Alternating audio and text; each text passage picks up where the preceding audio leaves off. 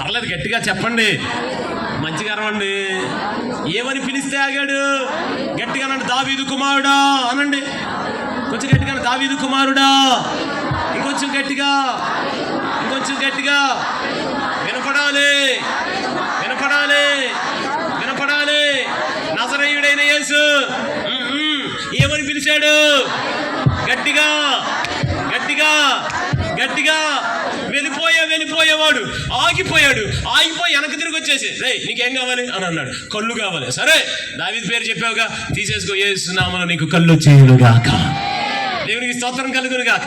అంటే కొన్నిసార్లు కొంతమంది పేర్లు చెప్తే పని అయిపోద్ది. యేసు ప్రభు దగ్గర కూడా దావీదు పేరు చెప్తే పని అయింది. అందుకే అన్నాడు, దావీదు నా హార్ట్ బీట్ అన్నాడు. డబ్ డబ్ ఏంటంట? నా హార్ట్ బీట్, నా గుండె చప్పుడు. ఎవరో? దావీదు. అందుకే దావీదు పేరు చెప్తే పని అయిపోతాయి. ఆమె చెప్పండి గట్టిగా. హల్లెలూయా అనండి ఒకసారి గట్టిగా. హల్లెలూయా. యెకొన్యాకి ఎవరి వల్ల పని అయింది? దావీదు వల్ల. యెకొన్యా వంశీ ఎవరి వల్ల నిలబడింది? దావీదు వల్ల. ఏమంటే దావీదు వరకు మూలం ఉన్నవాడు. తండ్రి ప్రోత్సహించలా, అన్నలు ప్రోత్సహించలా, ఎవరు ప్రోత్సహించలా. అందరూ దూరం పెట్టేశారు. అరణ్యంలో ఉండిపోయాడు. అన్ని భయంకరమైన పరిస్థితులు. మూల ఉండిపోయాడు. నా బైబిల్ ఏం చెప్పింది తెలుసా? మూల ఉన్న దావీదుని మూల పురుషులుగా మార్చాడు దేవాది. దేవునికి స్తోత్రం కలుగునుగాక. హల్లెలూయా. నీ సింహాసనం మీద నీ కొడుకులే ఉంటారు దావీదా. మళ్ళా చెప్పండి, దావీదు అనండి. దావీదు తర్వాత ఎవరు? సొలొమోను తర్వాత ఏమైంది? కుడివైపు, ఎడమవైపు. కుడివైపు రాజులు వచ్చారు, ఎడమవైపు రాజులు వచ్చారు. కుడివైపు వచ్చిన రాజుల్లో మధ్యలో స్పీడ్ బ్రేకర్ ఎవరు? యెకొన్యాకి మొత్తం బిడ్డలు పుట్టే అవకాశం ఉందా? లేదు. ఎవరిని జ్ఞాపకం చేసుకుని దేవుడు యెకొన్యాకి వంశం ఇచ్చాడు? దావీదుని జ్ఞాపకం చేసుకుని. ఆమెను చెప్పండి ఒకసారి. హల్లెలూయా. యెకొన్యా తర్వాత షయల్తీయేలు, జెరుబ్బాబేలును గురించినటువంటి వాగ్దానం ఏంటి తెలుసా? జెరుబ్బాబేలు, నువ్వు నా చేతి ఉంగరంగా మారుస్తాను నిన్ను అన్నాడు. అది ఎవరి వాగ్దానం? వాళ్ళ తాత వాగ్దానం.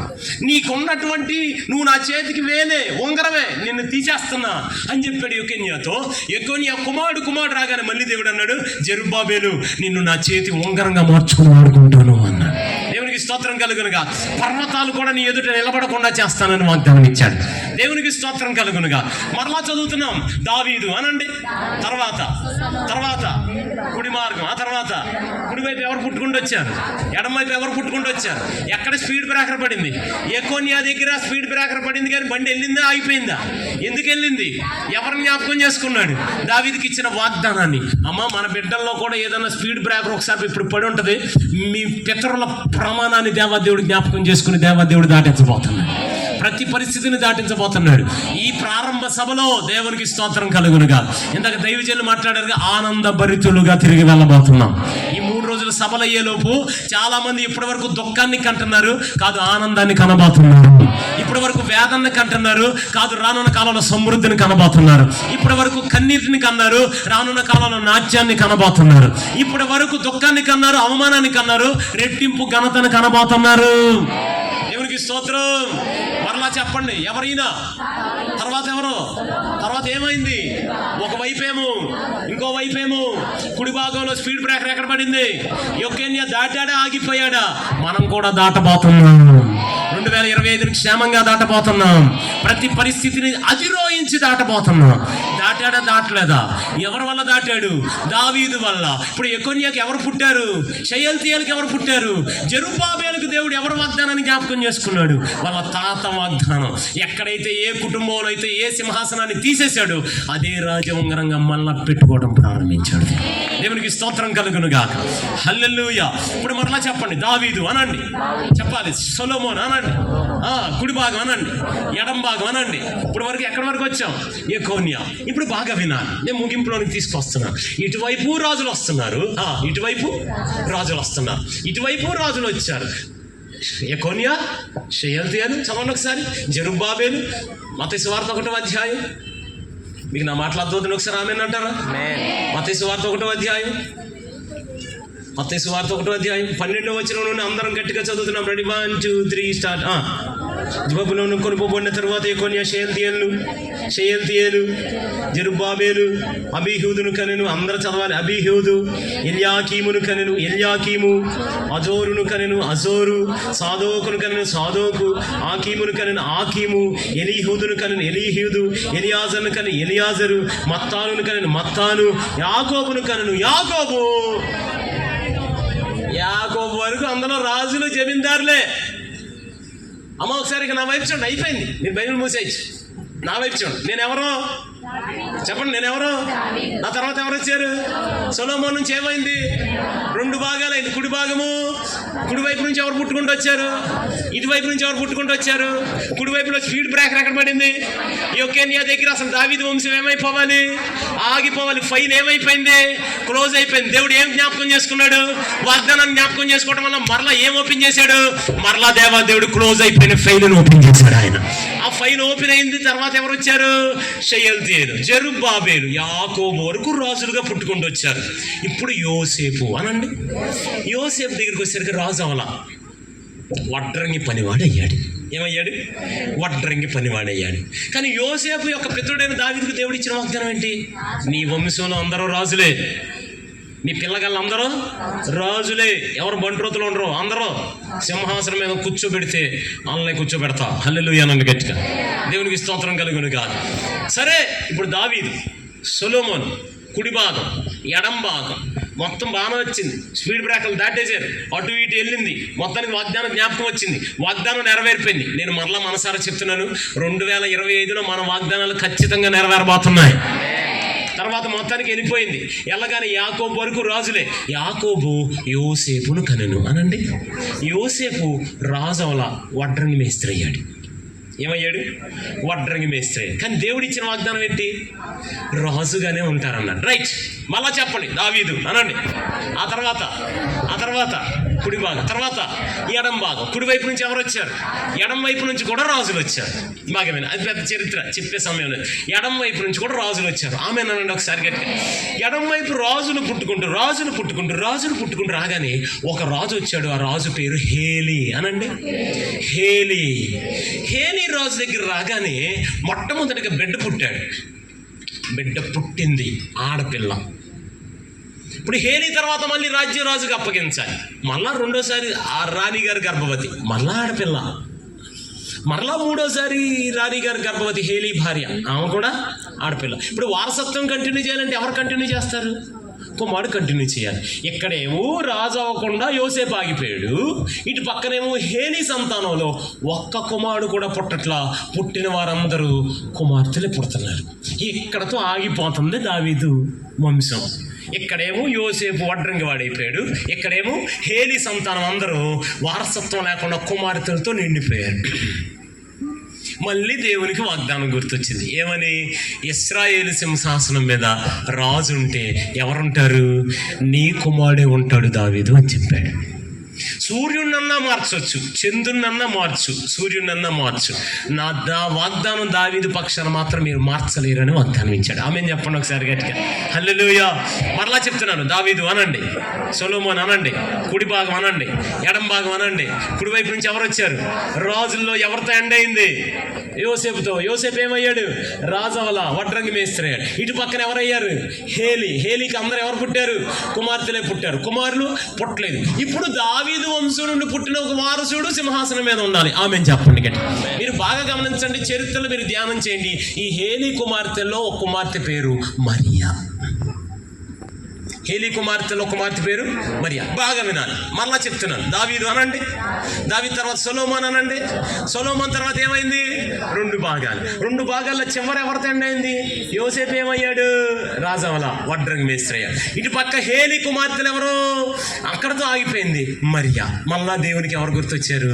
దావీదు, నీ సింహాసనం మీద నీ కొడుకే రాజుగా ఉండాలిగా.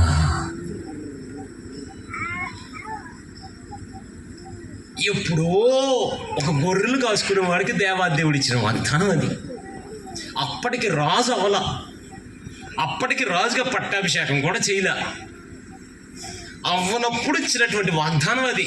ఏమని వాగ్దానం చేశాడు? చిరకాలం రోజులు వస్తారు నీలో నుంచి అన్నాడు. దావీదు, సొలొమోను రాజులు వచ్చారు, ఇటు రాజులు వచ్చారు. అక్కడేమో యోసేపుతో ఆగింది, ఇక్కడేమో హేలి కుమార్తెలతో ఆగింది. దేవుడికి ఎవరు గుర్తొచ్చారు? దావీదు. బాగా వినాలి. ఇటు పక్కనేమో యోసేపు అనండి ఒకసారి. ఇటు పక్కనేమో చెప్పాలి, ఇటు పక్కనేమో యోసేపు, ఇటు పక్కేమో హేలి కుమార్తె అయిన మరియా. ప్లస్ ఇంటూ ప్లస్ ఏమైంది? Plus. Plus into minus minus. కానీ ఇటు పక్క యోసేపు మైనస్సే, ఇటు పక్క మరియా మైనస్సే. ఆయన రాజవలా, వీళ్ళు కూడా రాజవలా. ఈ మైనస్ ఈ మైనస్, మైనస్ ఇంటూ మైనస్ ఏంటిది? ప్లస్. దేవాదేవుడు ఏం చేశాడంటే ఇటు పక్క ఉన్న ఈ మైనస్ అని యోసేపుని, ఇటు పక్క ఉన్న ఈ మైనస్ అని మరియని తీసుకొచ్చి ప్లస్గా అంటే సిలువగా కలపటం మొదలు పెట్టాడండి ఆయన. దేవునికి స్తోత్రం కలుగునుగాక. హల్లెలూయా. ఇటు పక్క యోసేపు, ఇటు పక్క మరియా, వీళ్ళిద్దరికి ఏం చేశాడు? ప్రదానం చేశాడు. ఆమేనండి ఒకసారి గట్టిగా హల్లెలూయా చెప్పండి.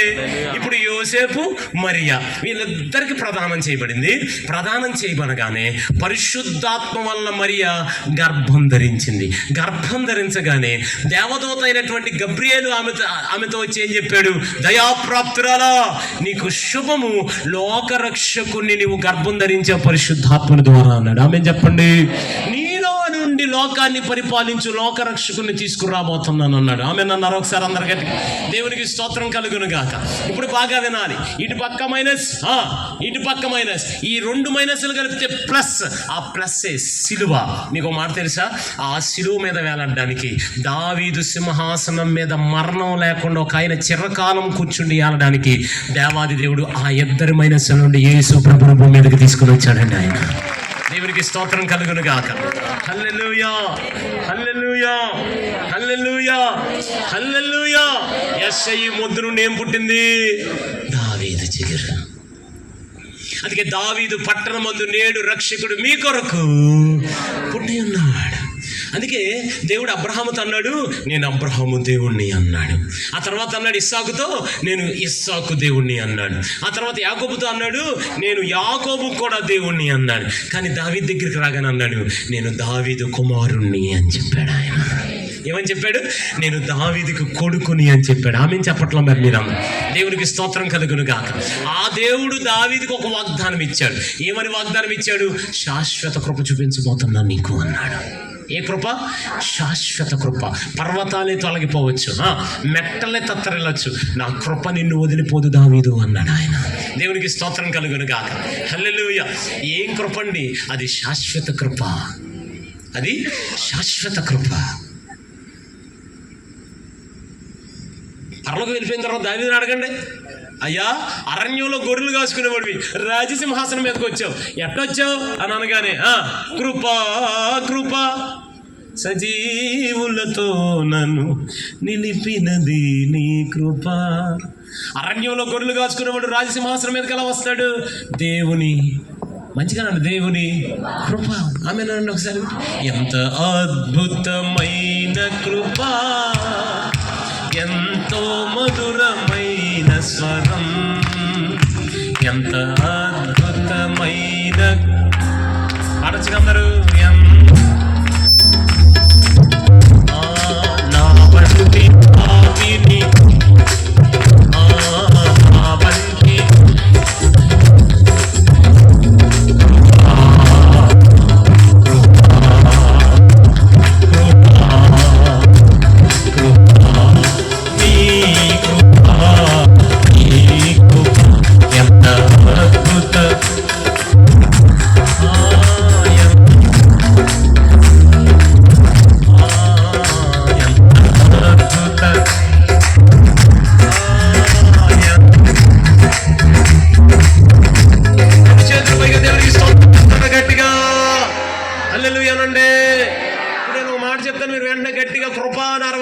అరణ్యంలో వాడు రాజసింహాసనం మీదకి ఎక్కడం గట్టిగా అరవాలి. ఎంత గట్టిగా కృప అంటే ఈరోజు అంత గొప్ప కృపం పొందుకుని వెళ్ళబోతున్నాం. అరణ్యంలో ఉన్నవాడు రాజసింహాసనం మీద ఉండటం, అరణ్యంలో ఉన్నవాడు రాజసింహాసనం లైట్గా, అది అరణ్యంలో ఉన్నవాడు రాజసింహాసనం మీద ఉండటం. తండ్రి కాదన్నాడు, కానీ పరలోకం కోరుకుంటే అన్నను ప్రోత్సహించలేదు, దేవుడే ప్రోత్సహిస్తే, యుద్ధంలో ఒక్క ఓటమి కూడా లేకుండా నిలబడగలిగితే, అయ్యా అసలు మూలన ఉన్నవాడిని మూల పురుషుడిగా మార్చేస్తే, ఆ తర్వాత సితార వాయించుకునేవాడిని అనేక మందికి ఆశీర్వాదకరంగా మార్చేస్తుంటే, అని ఏమంటారు? నీ కృప నిత్యముండును, నీ కృప నిత్య జీవము, నీ కృప వర్ణింప నా తరమా యేసు. అప్పట్లో నీతి నందున వినబడుచున్నది,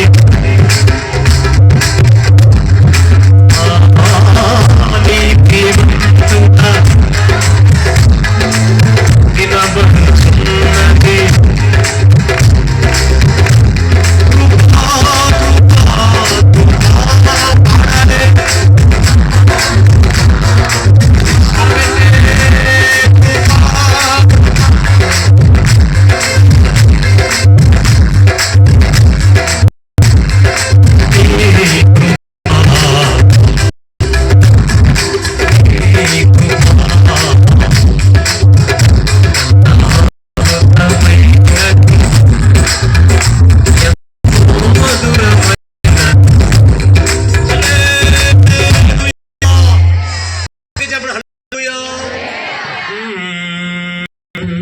హల్లెలూయా చెప్పండి ఒకసారి.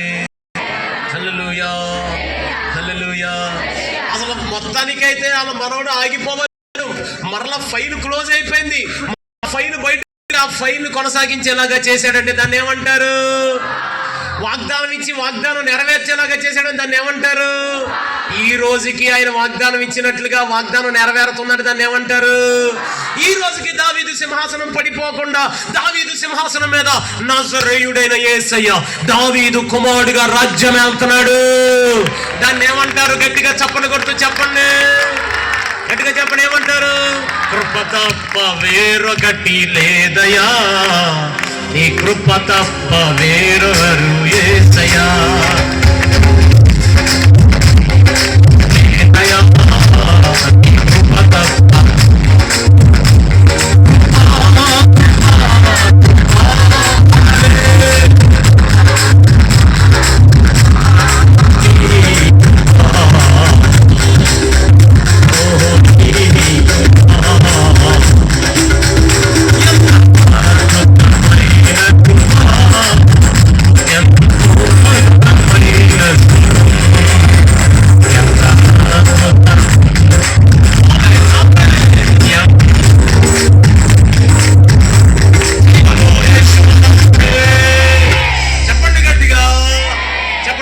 కలుగునుగాకనండి, గట్టిగానండి. కృప కలుగునుగాక, కృప కలుగునుగాక. పర్వతాలే మైనం వలె కరిగిపోయేలాగా చేసిందండి కృప. మనం కూడా ఈ మధ్యాహ్నం నమ్ముదాం, మన వాగ్దానాలన్నీ నెరవేరుతున్నాయా నెరవేరట్లేదా? ఎందుని బట్టి నెరవేరుతున్నాయి? కృప అనండి ఒకసారి గట్టిగా. ఎర్ర సముద్రము నీ ఆజ్ఞ మేరకు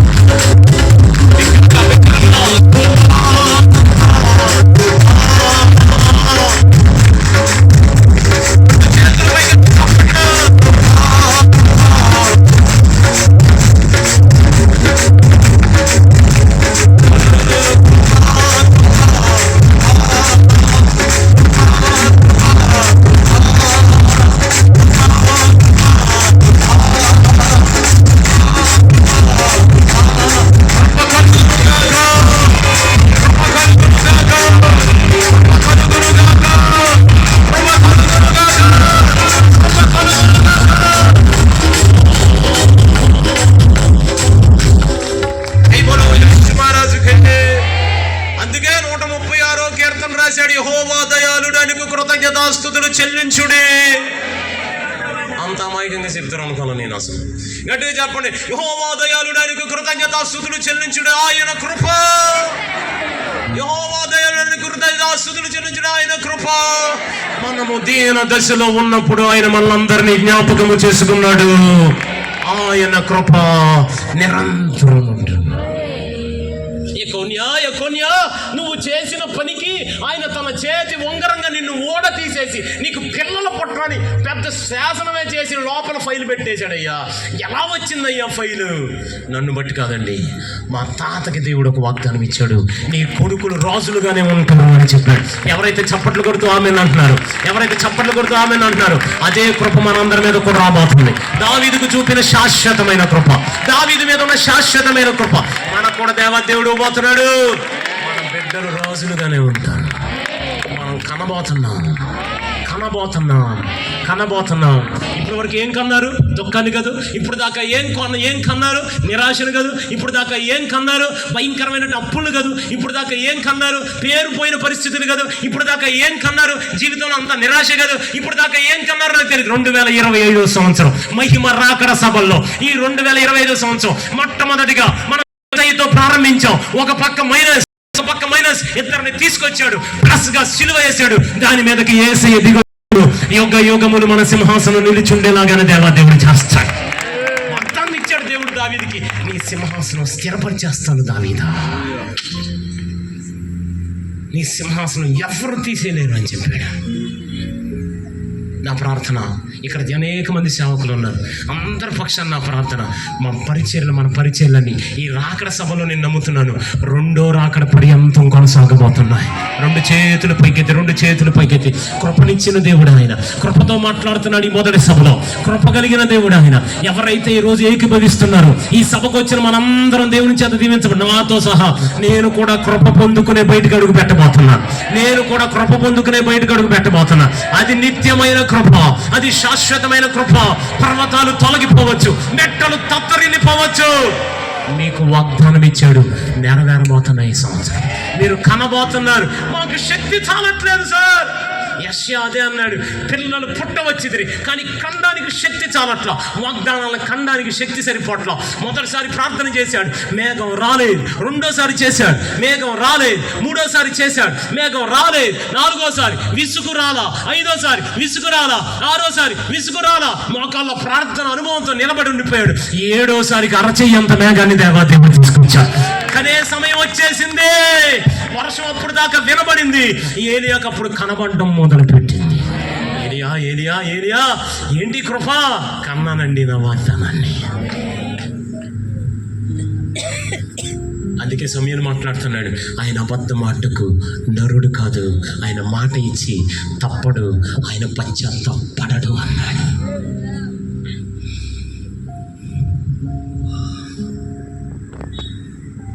దావీదు దగ్గరికి నా గుండె చెప్పున్నాను.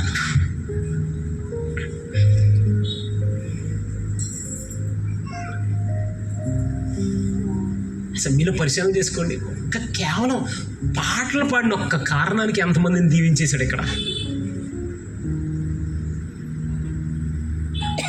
ఎంతమందిని ఆశీర్వదించేశాడు. మహా ఇష్టం దేవునికి ఆరాధన చేసేవాళ్ళన్నా, పాటలు పాడేవాళ్ళన్నా, దేవుడి వాక్యాన్ని ధ్యానం చేసేవాళ్ళన్నా, కన్నీటికి పరుపు కొట్టుకుపోయేంత కన్నీటి ప్రార్థన చేసేవాళ్ళన్నా. ఈ మూడు మీ జీవితంలో కలిగి ఉండండి. ఆరాధన, వాక్యపు ధ్యానం, కన్నీటి ప్రార్థన, ఆత్మ. ఈ మూడే. దావీదు నీ సీక్రెట్స్ ఏంటి ఇంత కృప పొందుకోవడానికి? దావీదుకు చూపిన శాశ్వత కృప నేను మీకు చూపిస్తాను అన్నాడు. మన పితరుడైన దావీదుకు చేసిన వాగ్దానం కొరకు దేవుడు ఎవరు లేపాడు? మళ్ళా చెప్తున్నాను, నరరూపుదారునిగా ప్రభు వచ్చాడు, చనిపోయాడు, మరలా తిరిగి లేచాడు. ఇక అన్నడికి చనిపోడు.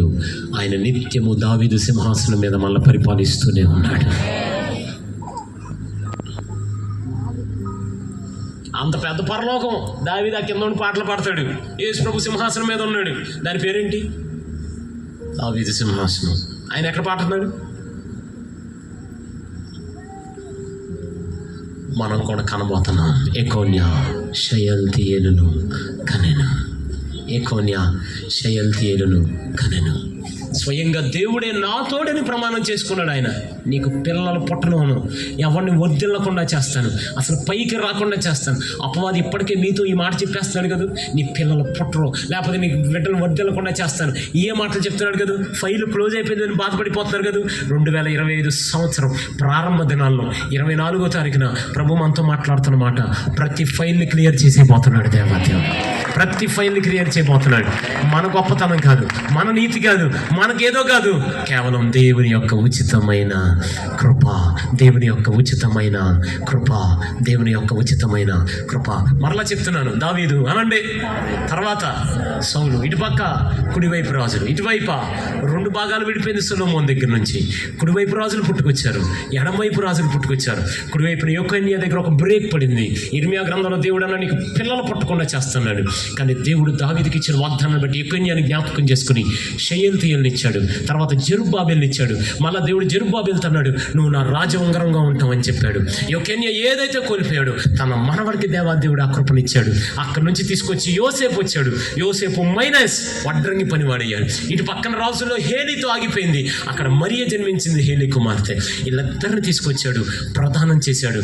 దావీదుకి ఇచ్చిన మాట కొరకు ఎంతమంది రాజులు వచ్చినా చచ్చిపోతారు, ఎంతమంది రాజులు వచ్చినా ఒకరోజు తొట్టిల్లిపోతారు, ఎంతమంది రాజులు వచ్చినా ప్రక్కకి వెళ్ళిపోతారు, ఎంతమంది రాజులు వచ్చినా ఒట్టిదే. ఇక ఇలా కాదు, నిత్యము నిలుచుండే రాజులకు రారాజునే దావీదు సింహాసనం మీద కూర్చోబెట్టాడు. వాగ్దానాన్ని నెరవేర్చాడు, నిలబెట్టాడు, కనేలాగా చేశాడు. అదే కృప ప్రభు మనందరికి అనుగ్రహించి ముందుకు నడిపించును గాక. అందరు మోకరిద్దామా? అందరు లేచి నిలబడదాం. లేచి నిలబడి ఒక్క చిన్న మాట, అందరు 2 చేతులు పైకెత్తి ఒక్క చిన్న మాట ప్రార్థన చేసుకుని వెళ్దాం. ఆ కృప నాకు నాయన, ఈ మొదటి రోజు ఆ కృపతో నన్ను నింపు నాయన, ఈ మొదటి రోజు నీ కృపతో నన్ను నింపు.